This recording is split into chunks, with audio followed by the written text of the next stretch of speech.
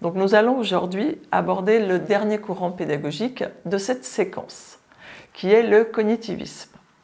Donc les précurseurs pour ce courant seront messieurs Atkinson et monsieur Shifra.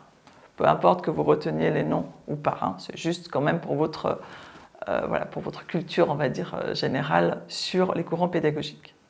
Alors, ces deux personnes-là donc, ont mis en évidence dans ce courant que le cerveau de l'apprenant fonctionnait un petit peu comme un ordinateur. C'est-à-dire qu'il était capable de traiter de l'information à l'aide de systèmes ouverts qui sont capables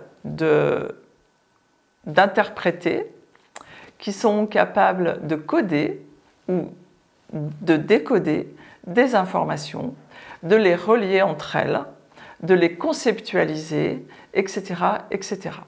En fait, on va dire que, pour simplifier, c'est un petit peu ce que l'on aurait pu mettre en place pour cette séquence sur les courants pédagogiques. Et c'est d'ailleurs un petit peu de cette manière-là que vous pourriez fonctionner. C'est pour cela, par exemple, que je vous ai demandé de déplier une carte mentale.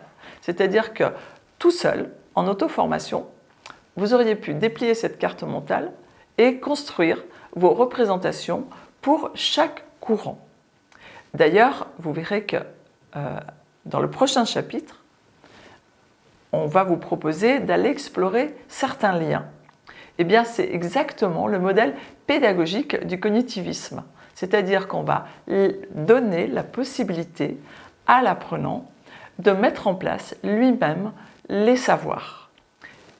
Vous verrez plus tard, dans la formation, on abordera les méthodes pédagogiques et c'est ce qu'on va appeler la méthode active, qui, elle, s'associe parfaitement avec le cognitivisme. Donc, par mon explication que je viens de vous donner, je vous ai donné quel va être le rôle de l'enseignant. C'est-à-dire que l'enseignant va accompagner l'apprentissage du sujet. Et l'apprenant, lui, il va aller explorer, il questionnera l'enseignant s'il est en difficulté, mais il va aller explorer lui-même et il va pouvoir organiser son savoir et il va pouvoir le restituer. Et ainsi, pour lui, il sera proactif dans ce rôle-là, puisqu'il va produire lui-même le savoir, donc il sera dans un modèle proactif.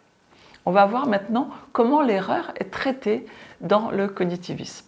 Alors, dans le cognitivisme, l'erreur, elle est traitée exactement comme dans le socioconstructivisme, c'est-à-dire qu'elle n'est pas à éviter, qu'elle est un outil pour progresser. Elle est un outil elle est une source de progression. Elle est un outil utilisé pour l'apprentissage. Terminons par les outils informatiques que l'on peut utiliser dans le courant cognitiviste.